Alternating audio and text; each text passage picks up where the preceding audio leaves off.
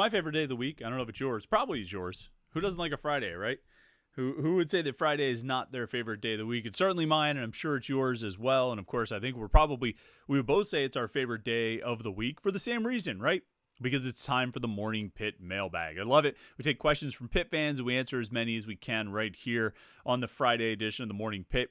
I like it. You like it. I hope you like it. Definitely people participate every week, and I appreciate that. Let's jump into the questions here on the Friday edition of the Morning Pitt on youtube.com/Panther-Lair.com. Yep, it's Friday. It's the Morning Pitt. It's youtube.com/Panther-Lair.com. That's our YouTube channel where we ask you to like and subscribe. Like this video and subscribe to the YouTube channel. That way you won't miss any of our Pitt video content, whether it's our daily Morning Pitt videos like this, Monday through Friday, our weekly live show like we did on Wednesday night with Jim Hammett at 8 p.m. Me and Jim get together and talk a little Pitt sports, and we invite you to join the conversation with your comments and questions in the chat. Or our post-game shows, which somebody actually asked a question about the post-game shows during the mailbag. We'll answer that as well. We do them for the road games. We don't do them for the home games. I get back to the Panther-Lair offices a little bit too late to do a live post-game show after the home basketball games. We do it after the road basketball games, and we've done a couple already. It's been fun. It's a good. I enjoy getting together and chatting about it, and I think we have a good time with it. So hopefully you can participate. We'll look forward to doing those every game. Look forward to it. And it's right here at youtube.com/Panther-Lair.com. So if you want to make sure that you don't miss any of those post-game shows or the live stream on Wednesday nights or anything like that, just subscribe to the YouTube channel.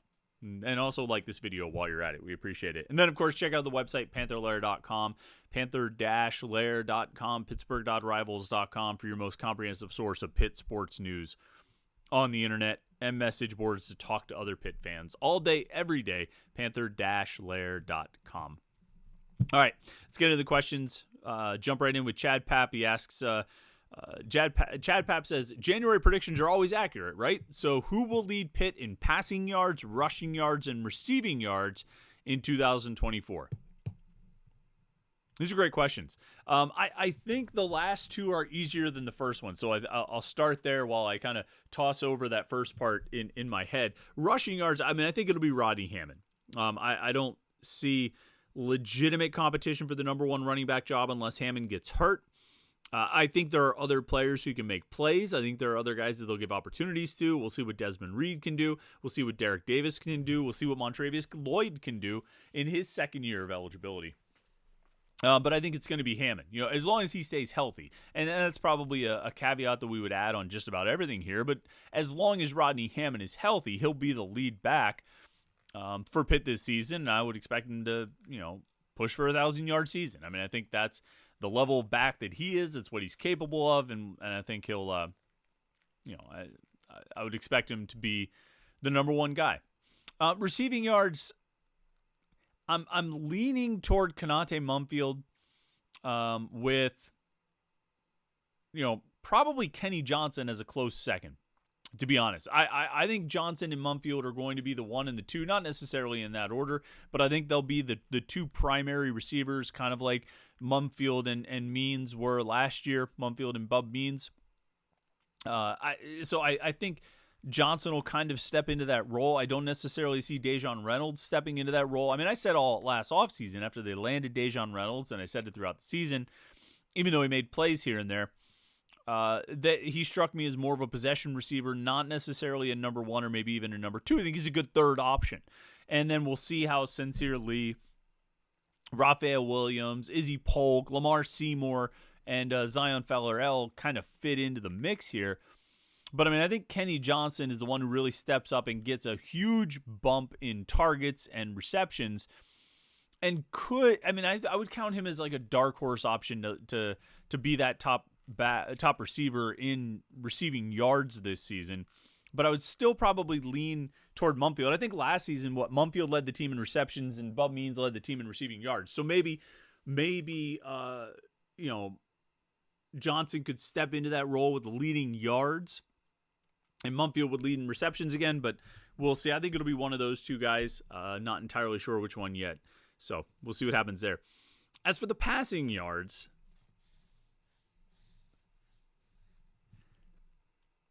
I think the safe bet is Nate Yarnell. I think that's the safe bet. I think he's going to enter spring camp as the number one, as he should. I wouldn't be surprised if he ends spring camp as the number one. We'll see.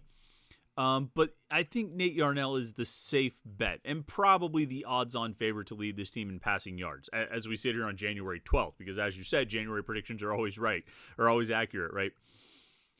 Eli Holstein's a dark horse here. Eli Holstein is a dark horse. I think it's really tantalizing when you see the physical tools that he's got, when you see the arm that he has. He's going to have to learn the offense. He's going to have to, be ready to actually play. But he's a dark horse option.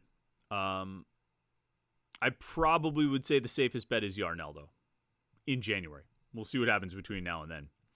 H2PJC says, can you elaborate on what you learned about Eli Holstein's time in Alabama? You said something about how they made a push for him to stay and others were after him. I assume they didn't push for him to stay to play tight end. What in particular did they like about him? Who else was after him?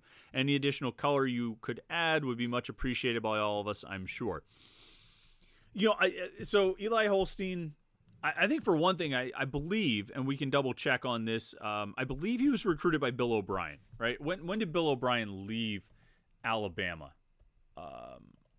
Let me look that up.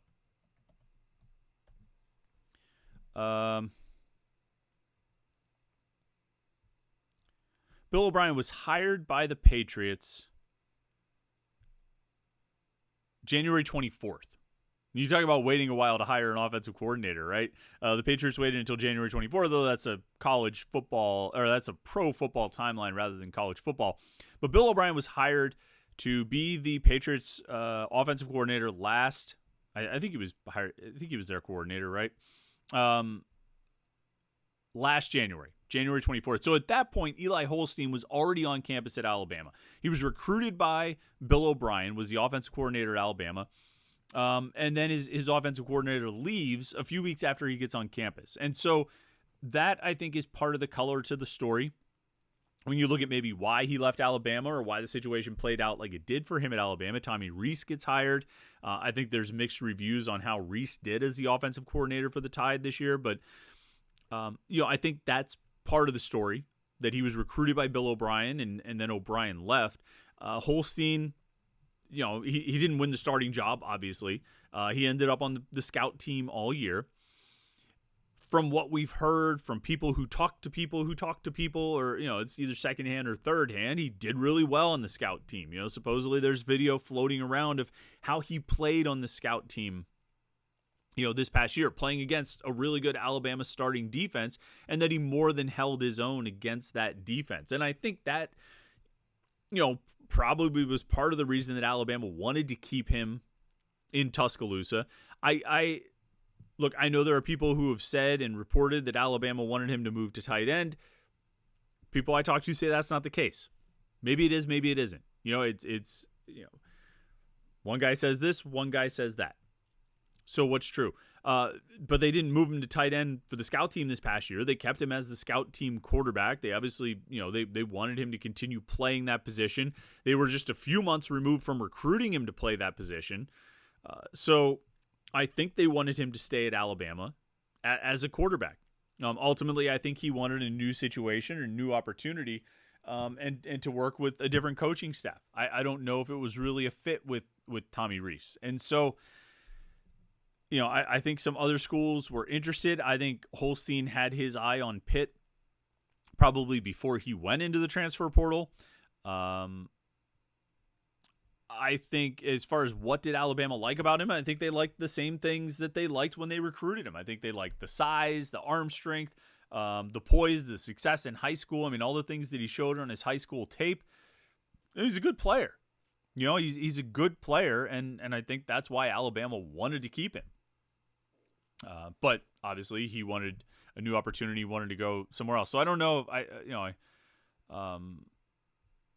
hopefully added some color that you were looking for. I'm not sure if that did it or not, but if not, ask again next week and we'll try and elaborate more if we can. Austin26 asks, will Cade Bell meet the media before spring practice? I hope so.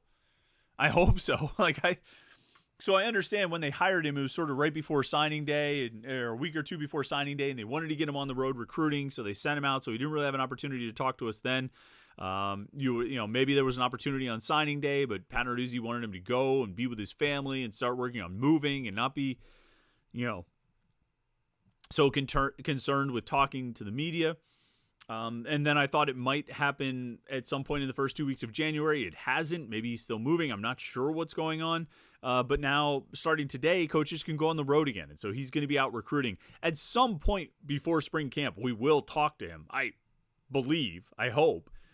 It's just going to have to line up with when he's in town and when he's got an opportunity to spend 15 minutes in front of the podium in the South Side.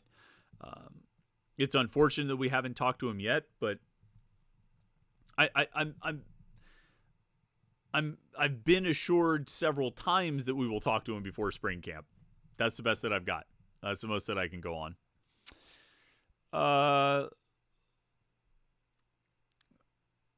Let's see. So here's a question from SV Pig 1. Says, take and run with this however you decide. Would any player on the 2023 Pitt football team have started at Michigan this year?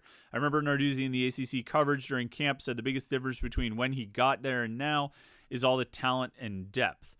I almost feel like 2023 was not talented in many ways, but wasn't super talented. How do you feel about that versus prior teams, talent and depth-wise? We seem thin in a lot of spots. With Michigan, like, would any Pitt player start at Michigan? I mean, there has to be somebody. Let me look up Michigan's stats here real quick, because there's somebody who comes to mind that I think might be an option, but I want to compare it to how Michigan did this season. See if we can get the stats to come up here. They're very slow. So I saw this question and I started thinking about it of like, okay,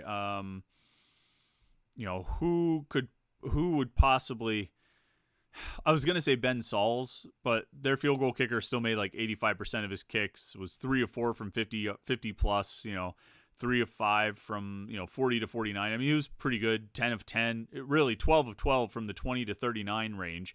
So, I mean, he was still pretty good. I would have to look at Michigan's, position by position.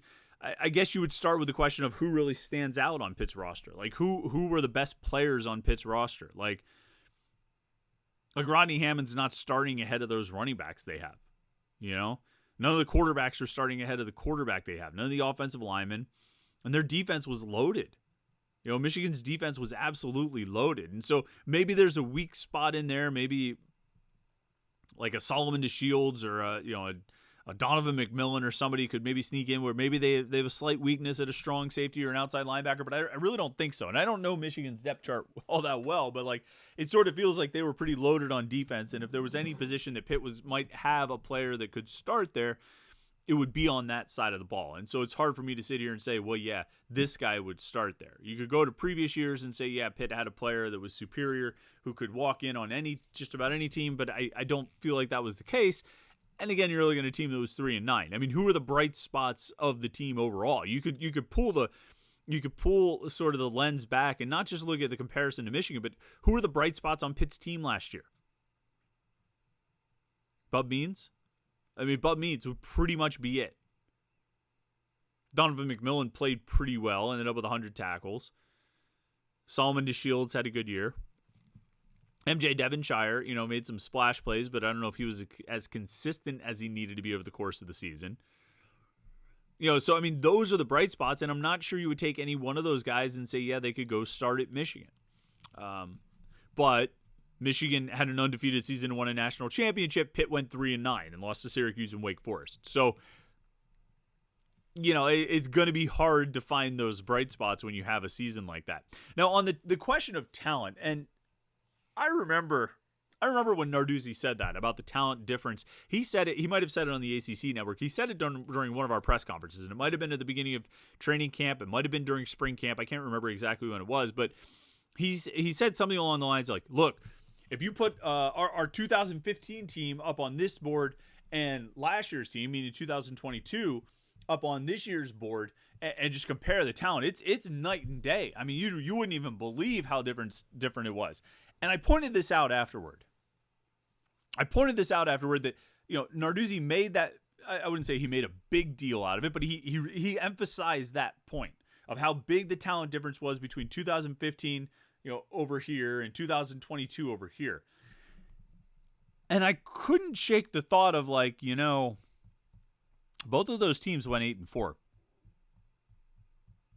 Both of them did. Both teams went 8-4.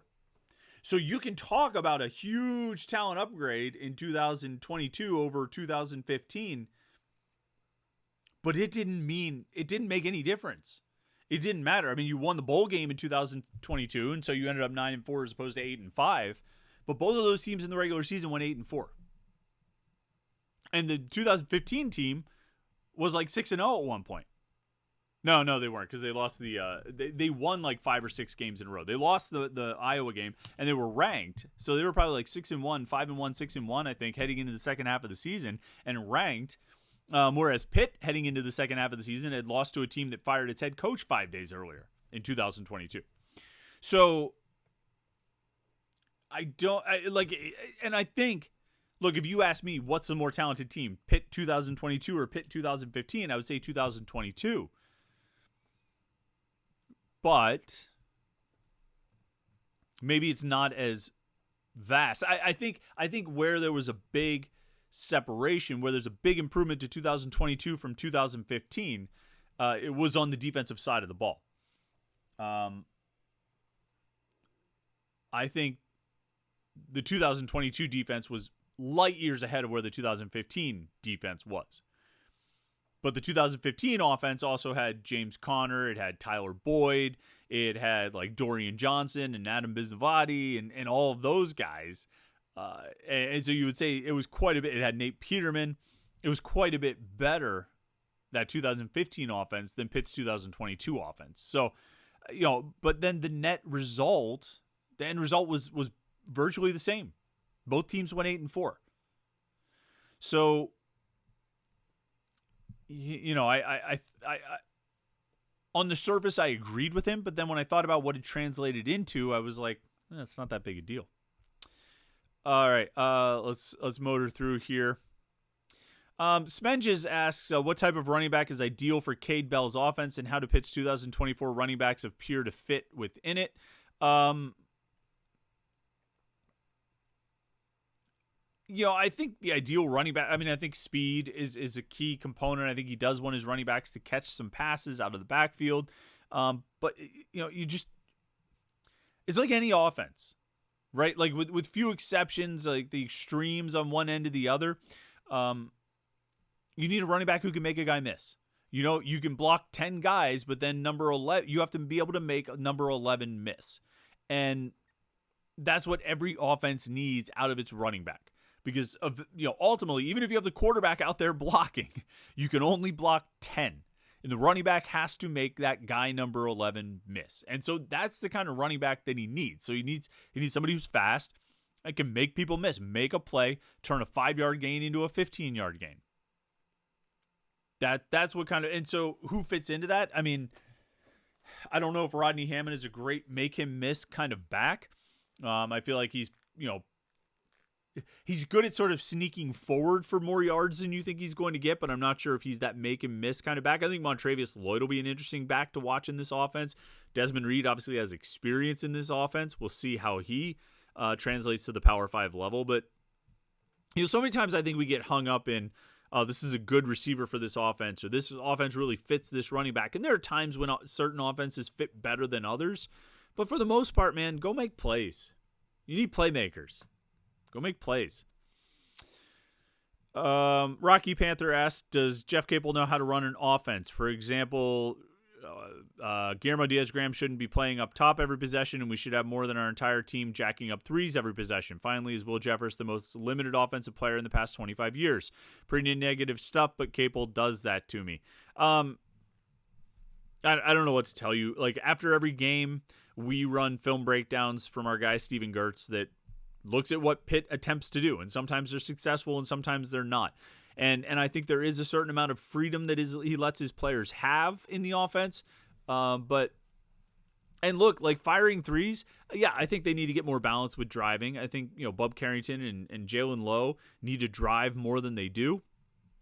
But in the end, this is a team that's still going to probably fire away threes. And like you talk about Guillermo Diaz-Graham, I saw this stat. I found this stat. He scored 108 points from the floor this year, like on field goals, not counting free throws. 108 points from field goals. 52 of them are from three-pointers.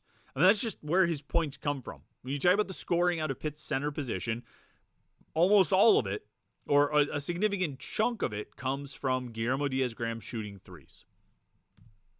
It is what it is.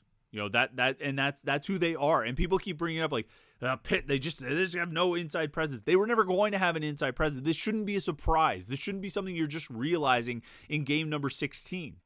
They were never going to have an inside. They didn't have an inside presence last year either, and they won a bunch of games and won a couple in the NCAA tournament. They're trying to replicate that because they haven't been able to address that issue. It just hasn't worked. The Kenny Pickett Effect asks, why don't you publish the post-game basketball live shows as podcasts? That's a good question. Sometimes, like, here's the process. We record those on YouTube, right? We record the live shows, either the Wednesday night live stream or the post-game shows for football or basketball on YouTube. And then we take that video and run it through software that rips the audio. Like just pulls the audio from it and creates a file, an MP3 file with the audio. And then we upload that as a podcast. Easy peasy, right? I mean, it's no problem. Like, we do this every day with the Morning Pit. But sometimes those live streams act weird. Sometimes there's something with the way YouTube does those live streams and archives the video or whatever they do with it when it lives on youtube.com/Panther-Lair.com that I'm not able to get the audio off it. Sometimes it takes a while. Sometimes it's, you have to wait an hour to get it to actually, like, for the audio ripping software to actually, it's not even software. It's like it's a browser tool. But sometimes it takes a while for it to recognize the video and be able to find the audio and pull it. Sometimes I've had times where it takes like multiple hours before it's available. And, there have been times, and there were times with the live stream, there have been times with the football post game and times with the basketball post game where I move on to other things, and I forget to come back to it, to check the next day and see if the audio is finally available that I can rip it. So it doesn't always make it on there. I think sometimes that has happened with the basketball post game shows. We've also only done 2 of them, and so we haven't really gotten into a rhythm with that like we were with football. But we'll try. I mean, you should just watch the videos anyway. You know what I mean? Like, why are you listening to audio? It's 2024, man. Watch the videos. Shoefew10 says, will Pitt get a transfer punter? I don't know. They offer the one guy. I forget if that guy ever committed anywhere or anything like that. The guy from, was it VMI? I think it was VMI. Let me look him up real quick. Jack Colbreth. What did he... I don't know if he ever committed anywhere. No, he was still getting offers from UMass as of a week, or he was still getting offers as of a week ago. So that was one they're trying to get, but I don't know. We'll see. I think they're trying. I think they obviously see the need. It's just a question of whether they can get one. All right, last one. Jay Lazinger asks, is Eli Holstein our best transfer ever from a ranking standpoint? Well, Eli Holstein ranked. I assume you're talking about his high school ranking. Is what I'm going to assume. If you're talking about the transfer rankings, I don't personally put a lot of stock in transfer rankings. I just think it's an impossible task, right? Like what do you if you're going to rank Eli Holstein as a transfer? What the hell are you ranking him on? What he did on the scout team at Alabama. I guess maybe if you got video of all of his practices from Alabama, you could rank him based on that. What are you ranking David Ojebwe on? Raphael Williams didn't play last year. What are you going to rank him on? How do you rank these guys? And like a guy like Nate Matlack is going into a different kind of defensive scheme. So are you ranking him like are you ranking him just on how he did it in Kansas State's scheme? I don't know. There's a lot, and that's that one about the scheme is not quite as relevant to what I'm talking about here. Is just like there's so many unseen guys that I don't know what you could. It's impossible to rank them. But if you look at high school rankings, Eli Holstein in the class of 2023, which wasn't that long ago, was number 147 overall and the number 9 pro-style quarterback in the nation. Pitt has previously signed a transfer who was number 87 overall and number 5 at his position. And that, of course, was Phil Dracovic. So no, in terms of high school rankings, Eli Holstein would not be the highest ranked transfer the Pitt has ever landed. That would be Phil. Let's leave it on that note. Like this video and subscribe. Don't miss any of our exclusive Pitt video content here at youtube.com/Panther-Lair.com, and make sure you check out the website Panther-Lair.com. It's a quiet weekend coming up, at least in terms of no basketball games. I'm sure Pitt will find some way to entertain us, though, between now and Monday, and we will have lots to talk about on Monday morning. So enjoy your weekend. Thanks for watching the videos all week. Make sure you like and subscribe, and we will talk to you on Monday morning for the Morning Pit right here, youtube.com/Panther-Lair.com.